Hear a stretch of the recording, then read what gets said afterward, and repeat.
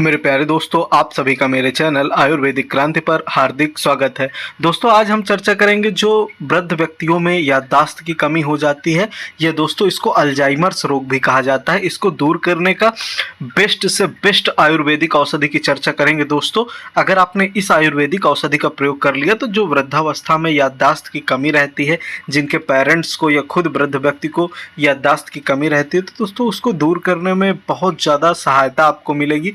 दोस्तों, वृद्धावस्था में अगर बिल्कुल से मस्तिष्क काम नहीं करता है तो कई प्रकार की समस्याओं का सामना करना पड़ता है। इसमें वृद्ध व्यक्ति को तो सामना करना ही पड़ता है, साथ में उसके घर परिवार के सदस्यों को भी समस्या का बहुत ज़्यादा सामना करना पड़ता है।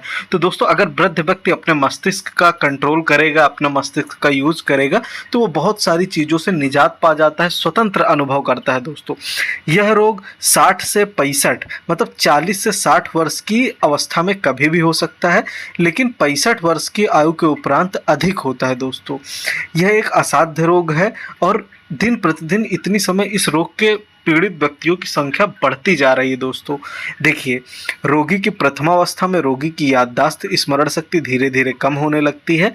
दोस्तों, पहले इस रोग में धीरे धीरे स्मरण शक्ति घटती है, फिर इसके बाद वह जो घटना उसके साथ वर्तमान में घटित हो रही हैं वह उनको तक नहीं याद रख पाता। रोगी समय, तारीख, स्थान को याद नहीं रख पाते, वह प्रायः भूल जाता है। जो चीज़ें जैसे दैनिक जीवन की जो चीज़ें हैं उनको भी वह भूल जाता है। काम करने की अथवा अपने द्वारा ही कही गई बात को रोगी भूल जाता है।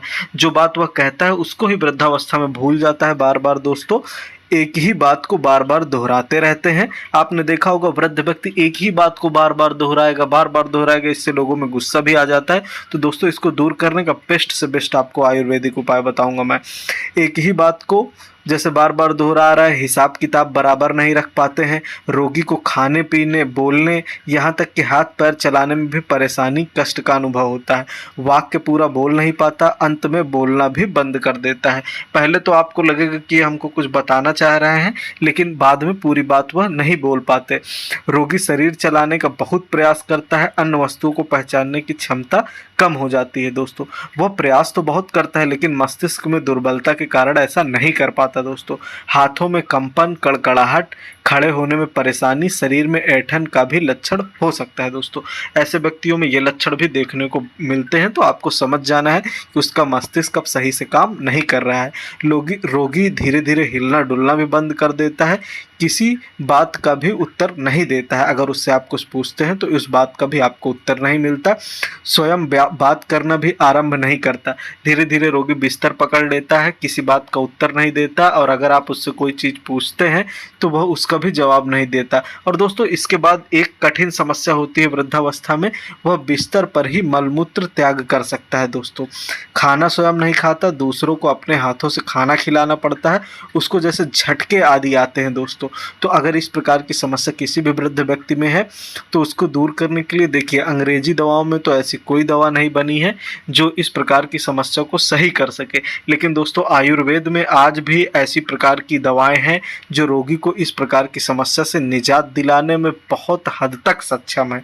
अगर आप देखिए, इसमें कई प्रकार की चीज़ों का सेवन करना पड़ता है। पहले तो रोगी को आप अच्छा खान पान उसका अच्छा करें, और दोस्तों इसके बाद हमारा एक आप किसी भी कंपनी की ले सकते हैं। दोस्तों, ये सिरप आती है ब्रेन टोन करके, आप इसको वैद्यनाथ है, धन्वंतरी है, झंडू है, किसी भी कंपनी की आप ब्रेन टोन सिरप ले सकते हैं। मैं आपको बताऊंगा इसका सेवन आपको किस प्रकार देना है आपको बुजुर्ग को। तो आपको इसको 2-2 चम्मच करके दिन में 3 बार देना, जैसे सुबह नाश्ते के बाद, दोपहर में खाने के बाद और रात में खाने के बाद आपको 2-2 चम्मच ब्रेन टोन सिरप आपको देनी है। दोस्तों, अगर आप इसको देते हैं तो उनके स्मरण शक्ति में अच्छा परिवर्तन देखने को मिलेगा, उनमें ठीक ठाक बुद्धि आ जाएगी और ये जो सब कार्य हैं वो अपने आप करेंगे। दोस्तों, इसके अतिरिक्त मैं बताना चाहता हूँ कि मैं ब्रेन को शांत रखने का एक बहुत अच्छी औषधि देता हूँ। अगर आप उसको भी मंगाना चाहते हैं, जो बुजुर्ग बहुत ज़्यादा परेशान हैं, तो आपको डिस्क्रिप्शन में मेरा व्हाट्सएप नंबर मिल जाएगा।